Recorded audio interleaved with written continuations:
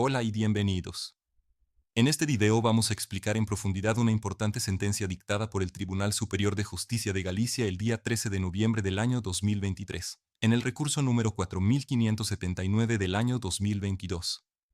El caso gira en torno al reconocimiento de una pensión a favor de familiares tras el fallecimiento de una persona jubilada, y la discusión sobre si los hijos del solicitante tenían obligación y capacidad de prestar alimentos en su lugar. Empezamos con los antecedentes. El protagonista de este proceso judicial es don Ricardo, nacido en el año 1946. Él presentó una demanda contra el Instituto Nacional de la Seguridad Social y contra la Tesorería General de la Seguridad Social, después de que le fuera denegada la pensión por fallecimiento de su madre, doña Mariluz, quien falleció el 11 de agosto del año 2019. Don Ricardo había convivido con su madre desde el 2 de junio del año 2009 hasta la fecha del fallecimiento de ella. La solicitud para percibir la pensión fue presentada el día 23 de agosto del mismo año. Sin embargo, mediante resolución fechada el 24 de septiembre de 2019, el Instituto Nacional de la Seguridad Social le denegó la prestación. Alegó que existían familiares con obligación y posibilidad de prestarle alimentos, y que la media de ingresos de la unidad familiar superaba el salario mínimo interprofesional anual para personas mayores de 18 años. Este criterio se basaba, principalmente, en los ingresos obtenidos por uno de sus hijos, don Luis Ángel. Según los datos del expediente, en el año 2018, don Luis Ángel percibió un total de 27.254 euros con 66 céntimos brutos, con un rendimiento neto de 23.555 euros con 6 céntimos. La hija, doña Ariadna, tuvo ingresos mucho más modestos, 322 euros con 45 céntimos brutos, 302 euros netos, y además obtuvo 7.589 euros con 5 céntimos de rendimiento por actividades económicas. El propio don Ricardo declaró ingresos brutos de 2.809 euros con 80 céntimos ese año.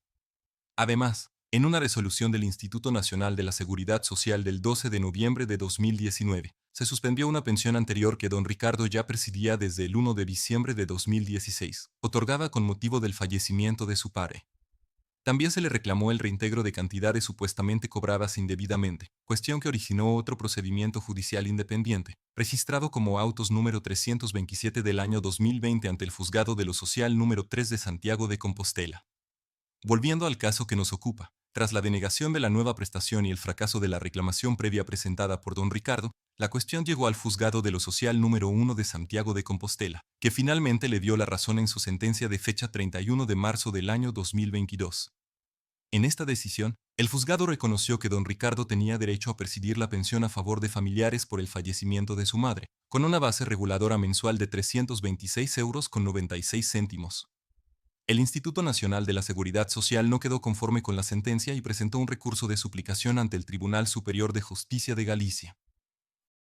Alegó infracción del artículo 226 de la Ley General de la Seguridad Social, en relación con los artículos 142 y 143 del Código Civil, y el artículo 22.1 letra E, de la Orden Ministerial de fecha 13 de febrero de 1967.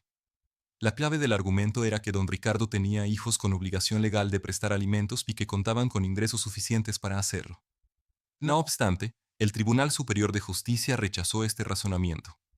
Recordó su propia jurisprudencia previa, en concreto las sentencias de abril de 2019 y mayo de 2020. En ellas, se establece con claridad que no es suficiente con que exista la obligación legal de prestar alimentos según el Código Civil. Además, debe probarse que el familiar obligado tiene verdaderamente la capacidad económica suficiente para cubrir el mínimo vital del solicitante, que no es otro que el salario mínimo interprofesional. En otras palabras, para que la Seguridad Social pueda denegar una pensión a favor de familiares argumentando que hay familiares obligados a prestar alimentos, se necesita demostrar que esos familiares no solo tienen ingresos por encima del salario mínimo, sino que efectivamente podrían hacerse cargo del alimentista, sin comprometer su propia subsistencia. Este principio fue subrayado por el Tribunal Supremo en varias resoluciones, entre ellas la de fecha 12 de marzo de 1997 y la del 8 de noviembre de 2006, entre otras muchas. Otro punto fundamental que refuerza la posición de don Ricardo es que el cálculo de los ingresos debe hacerse utilizando el valor neto y no el valor bruto. Esta interpretación, hoy ampliamente consolidada, fue reafirmada por el Tribunal Supremo en varias sentencias dictadas en los años 2012, 2015 y 2017, y asumida plenamente por el Tribunal Superior de Justicia de Galicia. Así, si bien el hijo de don Ricardo tenía un ingreso bruto elevado, una vez calculado el rendimiento neto y teniendo en cuenta su propio nivel de vida, no era posible concluir con certeza que pudiera asumir el coste completo del sostenimiento de su padre. Por tanto, no se podía aplicar la exclusión que contempla el artículo 40.1 letra E del Reglamento General de Prestaciones Económicas, según el cual no procede la pensión si existen familiares con obligación y posibilidad de prestar alimentos. Con estos argumentos, el tribunal desestimó el recurso del Instituto Nacional de la Seguridad Social y confirmó íntegramente la sentencia dictada en primera instancia. En consecuencia, don Ricardo mantiene su derecho a percibir la pensión mensual de 326,96 euros, con las mejoras y revalorizaciones que se establezcan reglamentariamente. Este caso es un claro ejemplo de cómo la interpretación jurídica puede influir decisivamente en el acceso a las prestaciones de la seguridad social, y de la importancia de tener en cuenta no solo los principios legales, sino también las circunstancias reales y económicas del entorno familiar. Si te pareció útil esta explicación, comparte este video en tus redes sociales para que más personas aprendan a defender sus derechos. Si tienes dudas, cuéntanos tu caso en los comentarios. Gracias por ver el video, nos vemos en la próxima.